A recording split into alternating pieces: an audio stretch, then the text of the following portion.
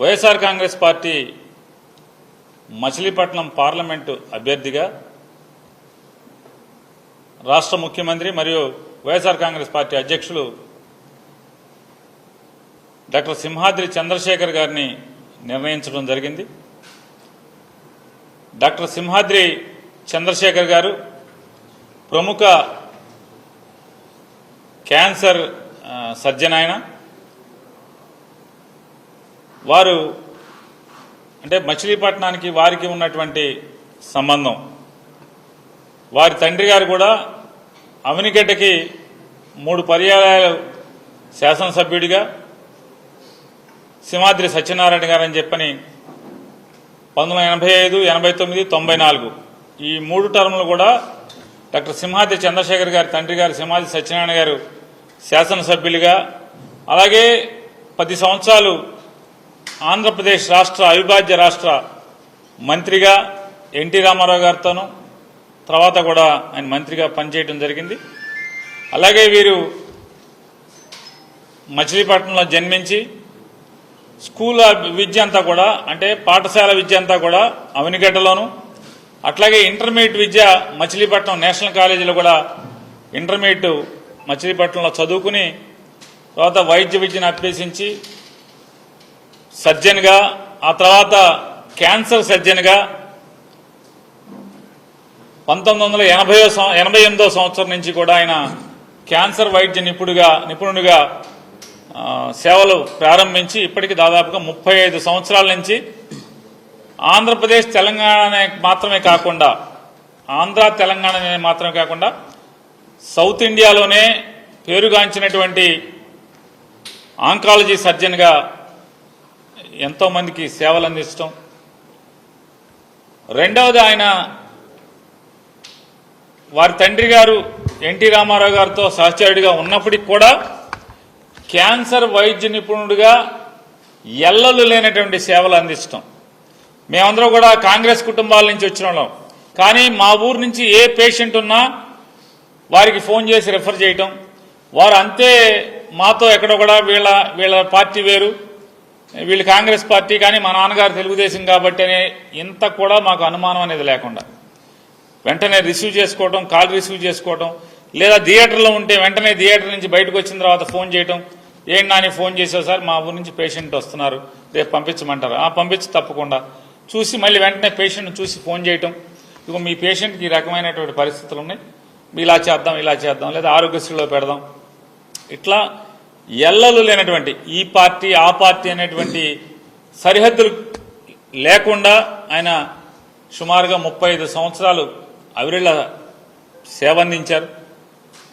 మరి ఇంత గొప్ప అంటే కేవలం కృష్ణా జిల్లా లేదా మచిలీపట్నమా కృష్ణా జిల్లానా లేకపోతే అనేది కాకుండా ఆయన సేవలు విస్తృతమైనవి. ఇంత ప్రముఖమైనటువంటి నేపథ్యం ఉన్నటువంటి ఒక గొప్ప డాక్టర్ మచిలీపట్నం పార్లమెంటు ప్రజలకి సేవ చేయటానికి అంటే ఇంత ఉన్నతమైన చదువులు చదువుకుని 35 ఏళ్ల పాటు ప్రజలకి వైద్య వృత్తి ద్వారా అనేకమైనటువంటి సేవలు అందించినటువంటి ఆయన వైఎస్ఆర్ కాంగ్రెస్ పార్టీ తరఫున పార్లమెంటు అభ్యర్థిగా పోటీ చేయటానికి ముందుకు వచ్చినందుకు మేమంతా కూడా ఆనందపడుతున్నాం. ఒక మంచి అభ్యర్థిని పార్లమెంటుకి పోటీ చేయటానికి, అలాగే మేము వెళ్ళి మాతో పాటు ఎమ్మెల్యే ఓటు మాకు, అలాగే ఎంపీ ఓటు పలానా ఆయనకి చంద్రశేఖర్ గారికి వేయమని అడగటానికి కూడా మాకు కూడా ఉత్సాహం వచ్చేట్టు, 7 ఎమ్మెల్యే అభ్యర్థులకు కూడా ఉత్సాహం వచ్చేట్టుగా మంచి అభ్యర్థిని, ఇమేజ్ ఉన్నటువంటి అభ్యర్థిని, ఉన్నత చదువులు చదువుకున్నటువంటి అభ్యర్థిని, అట్లాగే విస్తృతమైనటువంటి విషయ పరిజ్ఞానం ఉన్నటువంటి భారతదేశం పట్ల, ఈ వ్యవస్థ పట్ల, ప్రపంచం పట్ల విస్తృతమైనటువంటి అవగాహన ఉన్నటువంటి మంచి వ్యక్తిని వైఎస్ఆర్ కాంగ్రెస్ పార్టీ పార్లమెంట్ అభ్యర్థిగా మచిలీపట్నానికి అందజేసినందుకు జగన్మోహన్ రెడ్డి గారికి మా జిల్లా ప్రజలందరి తరఫున ఆయన్ని మనస్ఫూర్తిగా కృతజ్ఞతలు, అభినందనలు తెలియజేసుకుంటున్నాం.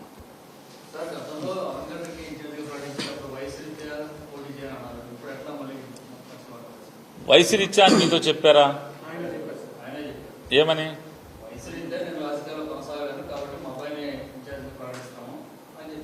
దేనికి? అసెంబ్లీకి ఇప్పుడు ఈయన పోటీ చేస్తున్నది దేనికి?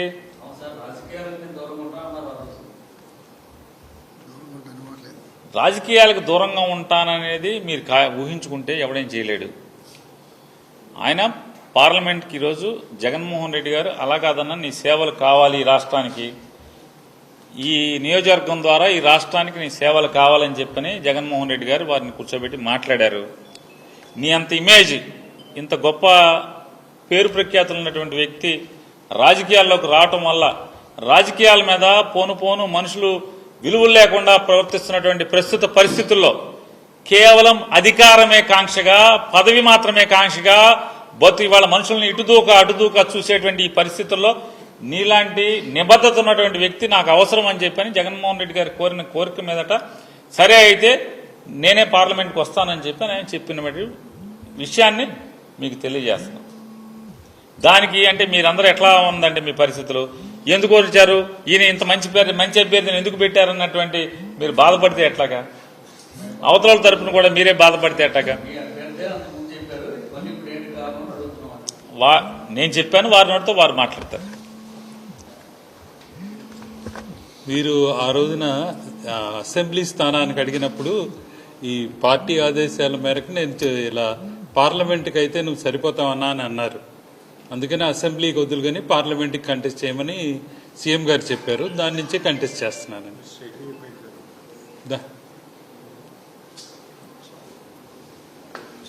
సెలవు.